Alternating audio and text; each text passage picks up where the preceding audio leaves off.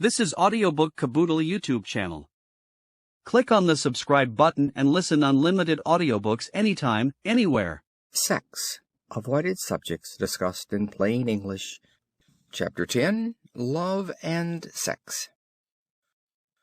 When we take under consideration the higher, truer love of one sex for the other, that is, an affection which is not simply a friendship, but has a sex basis, we realize that it may be a very noble emotion.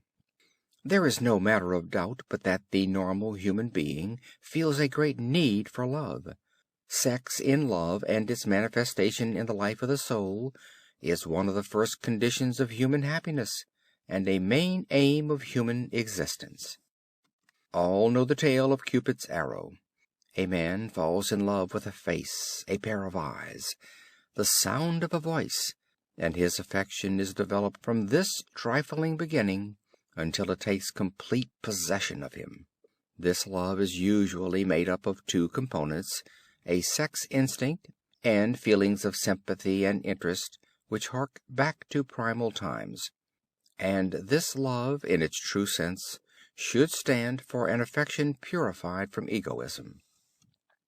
When, among the lower animal forms, we find individuals without a determined sex, egoism develops free from all restraint.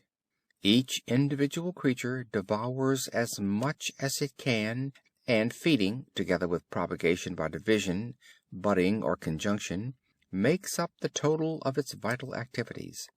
It needs do no more to accomplish the purpose of its existence. Even when propagation commences to take place by means of individual male and female parents, the same principle of egoism largely obtains. The spiders are typical instances of this. In their case, the carrying out of the mutual functions of the male spider is attended with much danger for him, owing to the fact that if he does not exercise the greatest care, he is apt to be devoured immediately afterward by his female partner, in order that no useful food matter may be lost. Yet even in the case of the spiders, the female spider already gives proof of a certain capacity for sacrifice, where her young are concerned, at any rate for a short time after they have crept from the egg. In animals somewhat higher in the creative scale, more or less powerful feelings of affection may develop out of their sex association. There is affection on the part of the male for his mate, and on the part of the female for her young. Often these feelings develop into a strong, lasting affection between the sexes, and years of what might be called faithful matrimonial union have been observed in the case of birds. This in itself is sufficient to establish the intimate relationship between love in a sex sense and love in a general sense. And even in the animal creation we find the same analogy existing between these feelings of sympathy and their opposites, which occur in the case of human beings. Every feeling of attachment or sympathy existing between two individuals has a counterpart in an opposite feeling of discontent when the object of the love or attachment in question dies, falls sick, or runs away.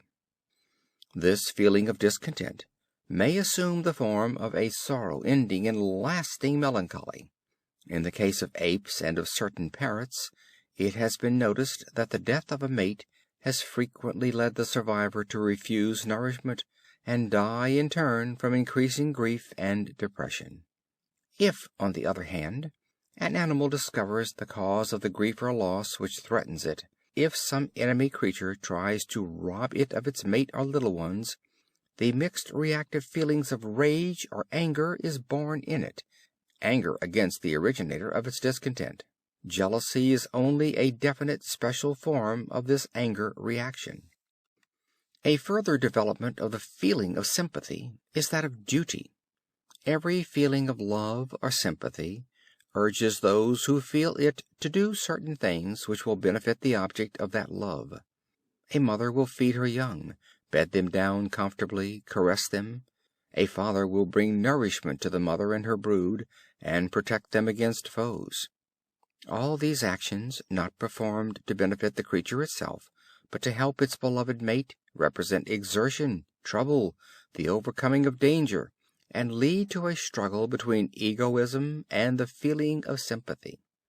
Out of this struggle is born a third feeling, that of responsibility and conscience.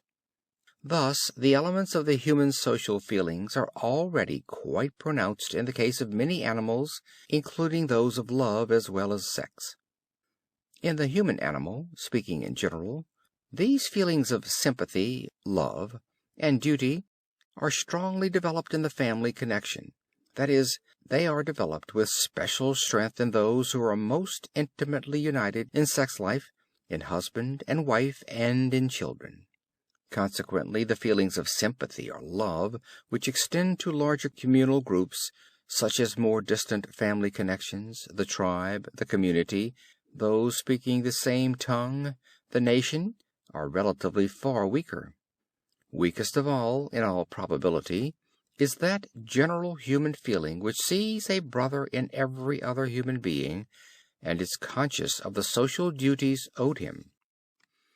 As regards man and wife, the relation of the actual sex instinct to love is often a very complicated one. In the case of man, the sex feeling may, and frequently does, exist independent of love in the higher sense. In the case of woman, it is quite certain that love occurs far less seldom unaccompanied by the sex inclination.